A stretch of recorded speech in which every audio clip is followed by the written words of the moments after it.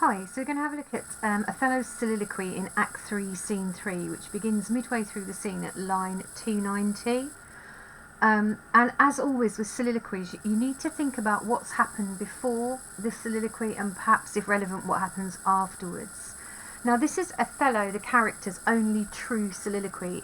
He has other speeches that sound like a soliloquy, I think, to the audience, but this is the only one where he's truly speaking, or we can hear the thoughts in his head rather than doing an aside. And this takes place at the emotional and physical epicenter of the play, right at the center of the play. And immediately before that, he's witnessed Desdemona talking about Cassio and begging him to give Cassio another chance. And within this scene, with a couple of interruptions, Iago's had a real chance to work on him and work on his soul, if you like. And he's really started to convince Othello at this point, this emotional epicenter, that she has been unfaithful. At this point, Othello is alone on stage. Iago's just gone off. And slightly earlier in the scene, Othello's been absolutely crazed and saying that he's going to kill her. He's slightly calmer here, and he's trying to rationalise what he thinks about his situation and that of his relationship with his wife. And I think it's really relevant. We don't often get many stage directions from Shakespeare, but we're told at the beginning of the scene that this takes place in the garden in Cyprus, which there's an irony there, isn't there, in the setting, because that's probably the most beautiful location in the play. And yet some of the darkest thinking happens in this scene, in that garden. So there's a contrast there between the setting and the action. And we're in Cyprus, so you've got that sense of world turned upside down. You know, the normal Venetian conditions don't always apply. I think it's worth mentioning at this point that the whole play is entitled The Moor of Venice. And of course there's an irony in that title, an oxymoron really, isn't there, which is relevant in this scene, because Othello, the man, is both of Venice but also not of Venice, in that he wasn't born there, he's had to assimilate, that's been very difficult, he's had to give up his religion. He is essentially hunting the people that he came from. So in this scene we get a really strong sense of his duality, that diasporic identity, where he's really struggling to work out who he is and who the people around him are. Because if you think about it, the people that he's trying to please, the Venetians, are the people that enslaved him in the first place. You know, poor little Othello with just his 7 years pith when he's forced into the army as a child soldier for Venice. He's trying to please those people who've done that to him. But let's have a look at this soliloquy in any case. And of course he's talking about Iago, and he says, "This fellow's of exceeding honesty." Now immediately that's interesting, because he describes him as a fellow. Now first of all, the language, the use of that word and the rhythm in this line is quite colloquial. It sounds like prose. It's more than prose. There's always a rhythm to Othello's language. He's not speaking in iambic pentameter here, it's blank verse, and there is a rhythm to it, but it sounds very colloquial, it sounds like prose. And this choice of the word fellow is very different to how he's called Iago before. Your fellow is your peer. And if you note previously, he's talked about Iago using his name or his rank, or in a more formal manner, and here you can see that the balance of power has changed slightly. In Othello's mind, they're becoming more equal as Iago is gaining power. And he says he's of exceeding honesty, exceeding being a superlative word.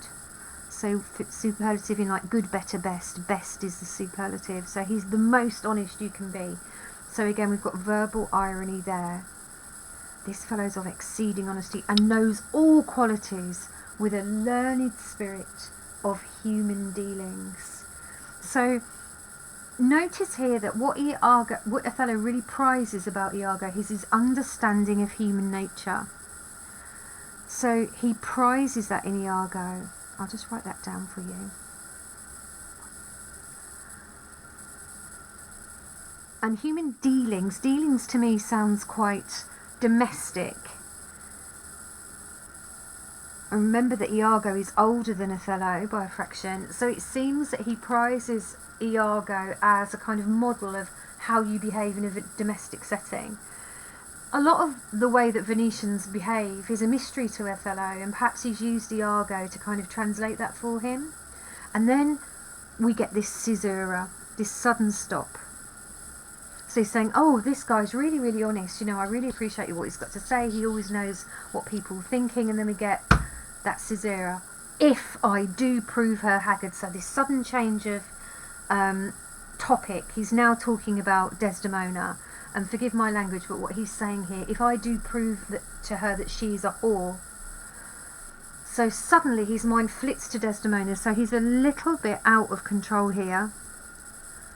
But he goes on to describe what he's thinking, despite the fact he's spinning out of control, with the most beautiful imagery, a really extended metaphor of her as a hunting bird.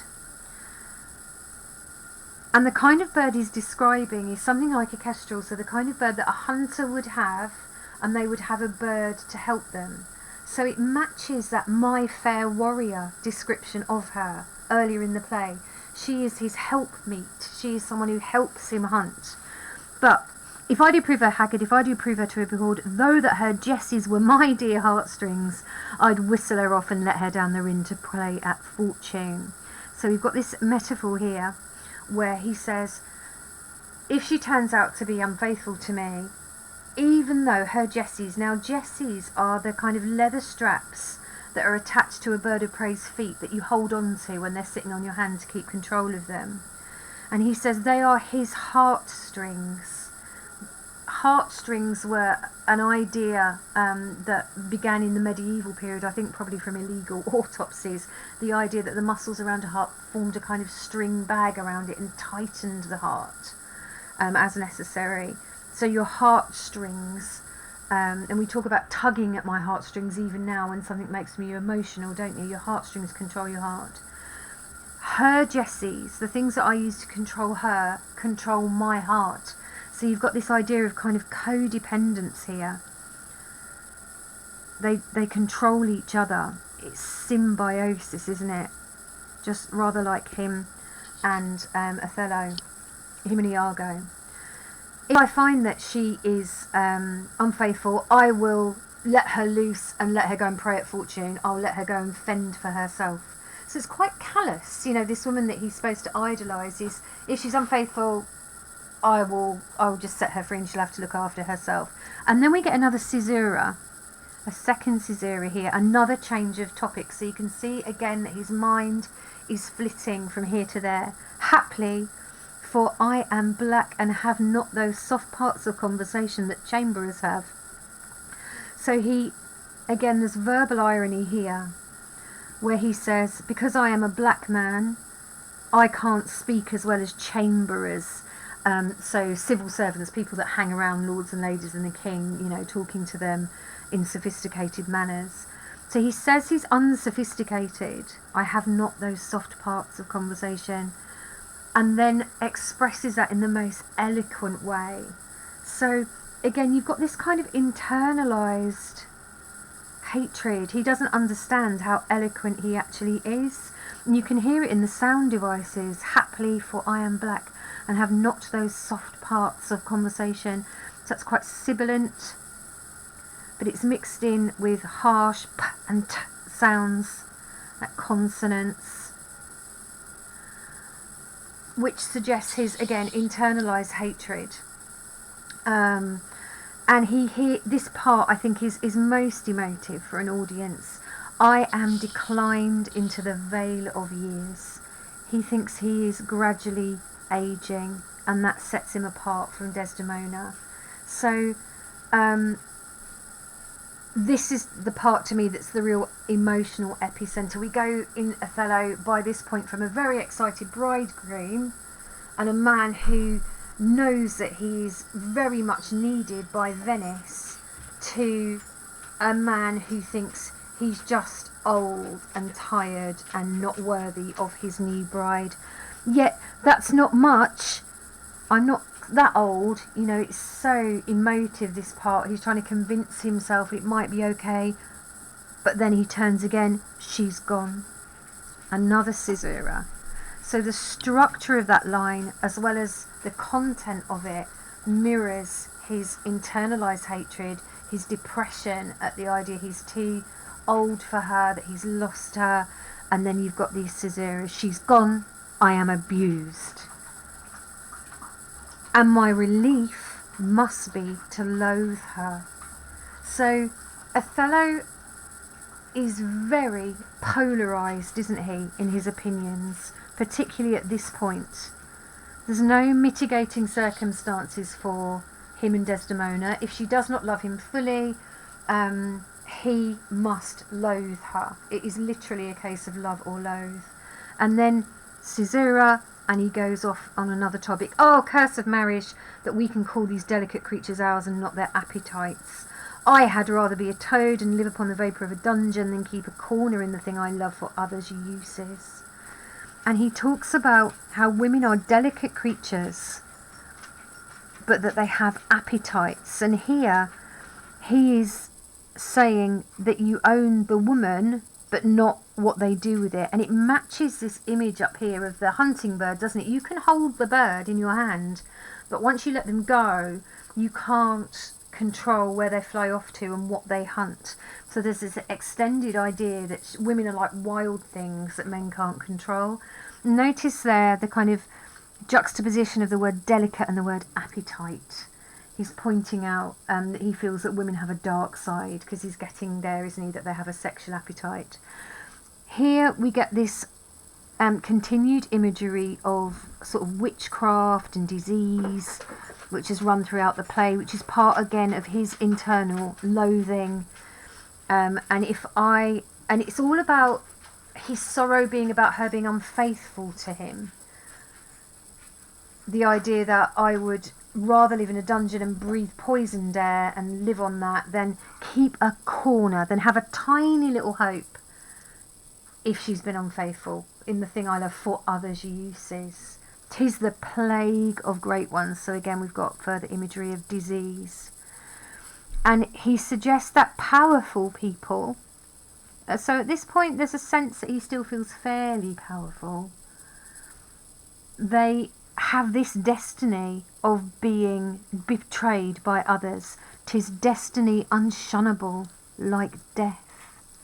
So he uses a simile here to compare the betrayal of one person by another to dying.